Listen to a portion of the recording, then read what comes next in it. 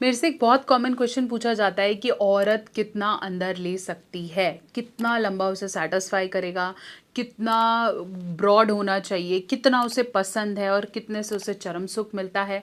लड़के बहुत ज़्यादा कंसर्न रहते हैं, बहुत ज़्यादा मिथ्स को सुनते हैं। तो कितना साइज बिल्कुल सही है एक औरत के लिए, चलिए बात करूंगी। चैनल पे नए हैं सब्सक्राइब करें। मैं हूँ डॉक्टर नेहा मेहता और ऐसी बहुत सारी वीडियोस बनाती हूँ जो कि आपके सेक्सुअल मिथ्स को दूर करती है और सही सेक्सुअल सॉल्यूशंस देती है। तो शुरू करेंगे। चैनल को सब्सक्राइब कर दो क्योंकि बहुत कंटेंट है जो कि आपको हेल्प करेगा रियल लाइफ में। तो press the bell icon, set the notification and let's start awakening.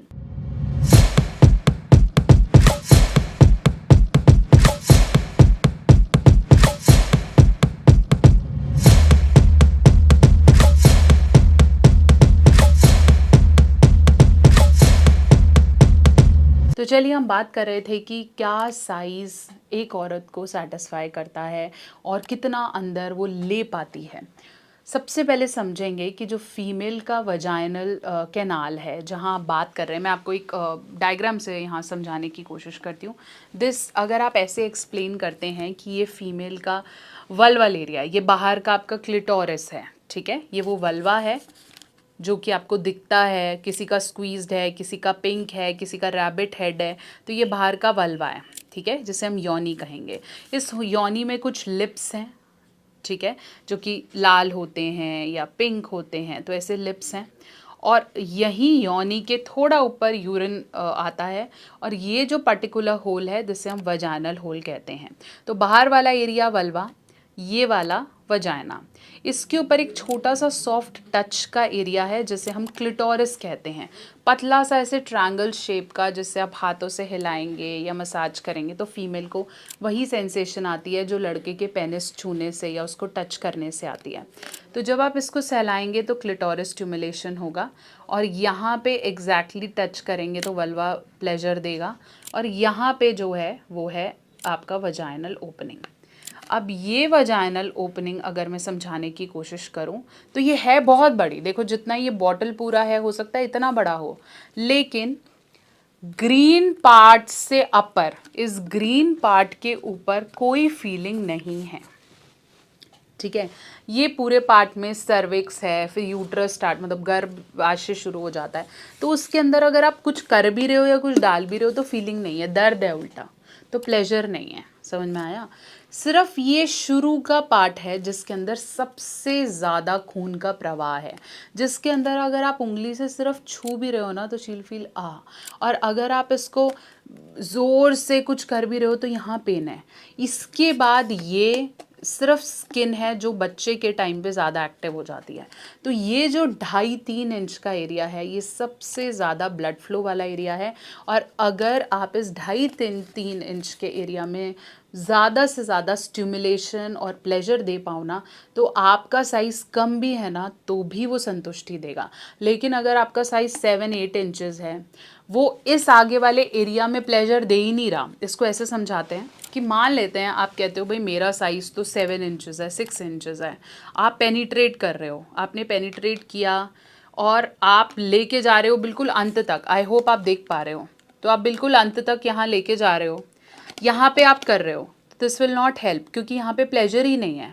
लेकिन अगर आप ये शुरू के 2.5-3 इंच के एरिया पे प्ले करते हो, रोटेट करते हो, फिंगर करते हो, यहाँ स्टक कर रहे हो, तो ये हेल्प करेगा।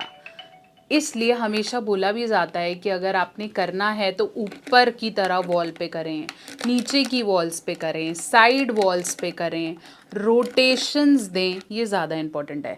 जितना आपको लगेगा मैं सबसे पीछे वॉल पे मारूंगा वो हेल्प करेगा, नहीं, this is not going to help, it is painful और इन्फेक्शंस भी होंगे। इसलिए ये शुरू का 2.5 इंच का एरिया बहुत सेंसिटिव है। इस पर आप फिंगर कर सकते हैं, आप अपना टंग रोल कर सकते हैं, आप टॉयज़ अगर इंट्रोड्यूस कर रही हैं, फीमेल पार्टनर नहीं है, वो कर सकते हैं। और पेनाइल जो आपका लिंग है वो भी इस 2.5 इंच में एक्टिव होना चाहिए।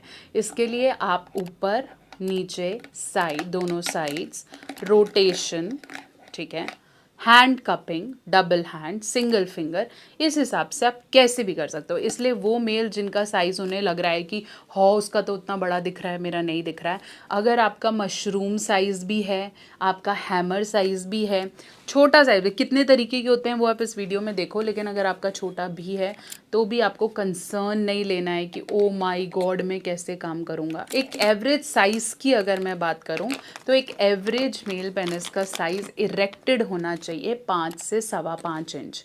अगर आपका 4-4.5 इंच से ऊपर होता है तनाव आने के बाद और 6 इंच तक है, उससे कम है, तो it's okay, this is normal. आपको कोई दीवार खड़ी नहीं करनी है 20-12-11 इंच की, तो इट इज़ एब्सोल्युटली नॉर्मल। अगर आपको लग रहा है कि पहले से मेरे साइज़ में कमी आई है, या मैं हँस मैथुन कर रहा हूँ, या मैं सही से नहीं कर पा रहा हूँ, या फिर डिस्चार्जेस का प्रॉब्लम है, फोर स्किन का प्रॉब्लम है, तो फिर टाइम से लिफ्ट अप ऑयल से स्टार्ट करें। ओरिजिनल लिफ्ट अप ऑयल ये आपको नेचर मेनिया की वेबसाइट से ही ख़रीदना है, आर्टिफिशियल स्कैम्स में अमेज़ॉन वगैरह से नहीं ख़रीदना है। यहाँ पे एक प्रॉपर आपका होलोग्राम आएगा, ये होलोग्राम MD इंटरप्राइजेस का है। यहाँ से आप बाय करेंगे, इस ऑयल को यूज़ करेंगे सही तरीके से, एंड स्लोली यू फील आपका साइज़, आपका तनाव, आपका इरेक्शन बेटर होता है।